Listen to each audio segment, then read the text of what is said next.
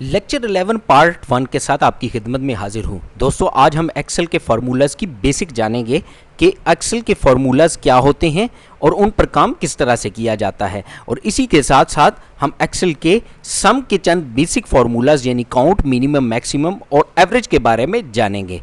चलते हैं अपनी एक्सेल। ये दोस्तों आपके सामने एक एक्सेल की शीट खुली हुई है।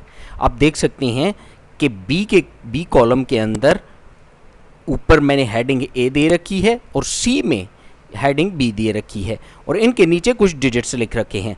अब देखिए, अगर मैं बात करूं B6 की तो उससे मुराद क्या होगी, यानी बी कॉलम और रो 6। इसी तरह अगर मैं कहूं C7 तो उससे मुराद क्या होगी कि कॉलम सी का है जबकि रो नंबर 7 है। अब देखिए, मैं यहां पर आता हूं और आकर इस इक्वल टू का साइन लगाता हूं और मैं कहता हूं C3 को मल्टीप्लाई कर दीजिए 5 के साथ। अब देखिए उसने जवाब क्या दिया है 20। C4 को जब, अब C4 से क्या मुराद है कि रो नंबर 4 और कॉलम C, तो उसमें हिस्सा क्या है 4 है, तो यहां पर उसने 4 रखा और 4 को मल्टीप्लाई कर दिया 5 से। इसी तरह नीचे आइए यहां पर।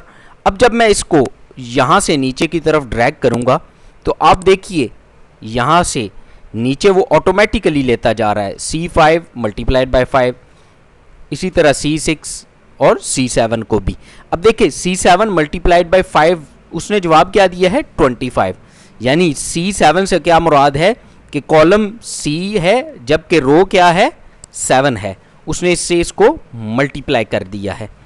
इसी तरह दोस्तों अगर मैं ये चाहूं कि इन दोनों को आपस में जमा कर दूं तो मैं ऐसे भी कर सकता हूं, इज इक्वल टू, मैं इसे कंट्रोल दबाकर इसे दबाऊंगा, प्लस का साइन दबाऊंगा और फिर कंट्रोल दबाकर यहां पर दबाऊंगा। अब मैं एंटर करूंगा और इसे मैं ड्रैग करके नीचे लाऊंगा तो अब देखिए उसने क्या किया, इज इक्वल टू B4, इसको जमा कर दिया, यहाँ पर नीचे इन दोनों को भी आपस में खुद से ही जमा कर दिया है। अब आपके पास अगर एक शीट हो, आप देखना चाहें कि उन पर फार्मूलाज लगे हुए कौन से हैं, तो उसके लिए आप यहाँ पर फार्मूलाज की टैब में जाएं और शो फार्मूलाज पर क्लिक कर दीजिए, तो ये आपको नज़र आ जाएंगे कि इन पर कौन कौन से फार्मूलाज लगे हुए हैं। बात समझे दोस्तों। अब देखिए अगर मैं चाहूँ कि इन सब को, ये जो ऊपर है मेरे पास फॉर एग्जांपल ये कोई 1000 कह लीजिए 1000 रोज़ हों और मैं चाहूँ इन सब को जमा कर लूँ, तो उसके लिए बड़ा आसान हल है कि दोस्तों यहाँ पर आप क्लिक कर दीजिए और ये सम का फार्मूला देख रहे हैं, जो ही आप इस पर क्लिक करेंगे तो देखिए वो दे रहा है आपको B4 से B7 ऑटोमेटिकली, यानी B4 कॉलन B7। अब आप अपनी मर्जी से इसको चेंज भी कर सकते हैं, जैसे वो दे रहा है B4 से B7 का मतलब ये है कि चौथी रो से लेकर 7वीं रो तक बी के कॉलम के अंदर जितने सेल्स हैं उन सब को आपस में जमा कर दीजिए। अगर आप चेंज करना चाहते हो, आप चाहते हो नहीं B4 से B6 तक करें, तो यहाँ पर आप B7 के बजाय B6 कर दीजिए, पीछे सम का ही रहने दीजिए, सम यानी इसको जमा कर दीजिए। जब आप इसको एंटर दबाएंगे देखिए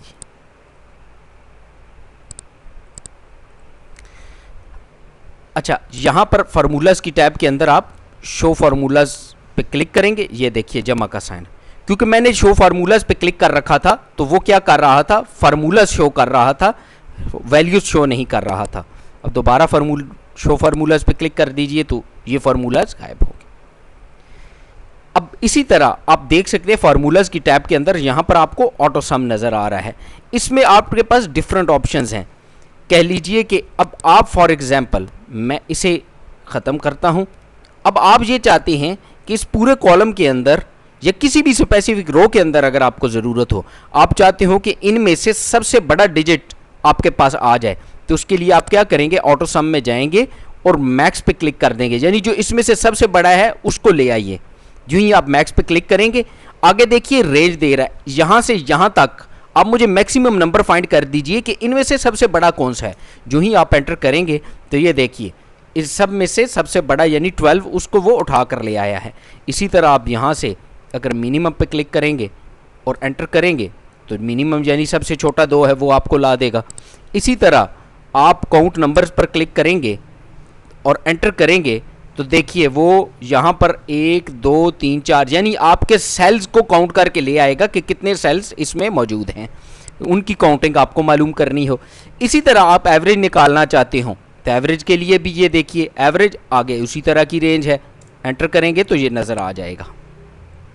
यहाँ पर आपको एक और बड़ा मज़े का ट्रिक बताऊं दोस्तों कि अगर आप किसी भी ये यहाँ से यहाँ तक वैसे ही किसी चीज़ को सेलेक्ट करेंगे तो आप ये देखेंगे नीचे भी आपको 3 वो नज़र आ जाएंगे।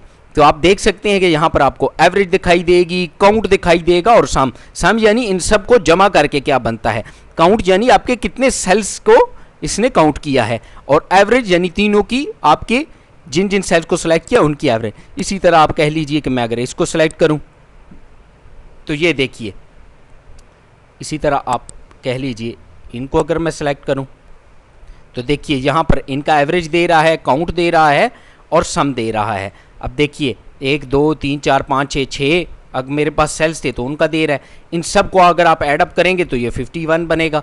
इसी तरह एवरेज भी यहाँ पर देख लीजिए। अगर आपके कोई क्वेश्चंस हों तो कमेंट बॉक्स में क्वेश्चन लिखना ना भूलिए। क्वेश्चन लिखने के लिए क्वेश्चन कॉलम आगे अपना क्वेश्चन लिख दीजिए। इसी तरह सजेशन के लिए सजेशन कॉलम आगे अपना सजेशन लिख दीजिए। वीडियो पसंद आई हो लाइक ज़रूर करें, चैनल को सब्सक्राइब करें ताकि हर आने वाली वीडियो आपको मिल सके।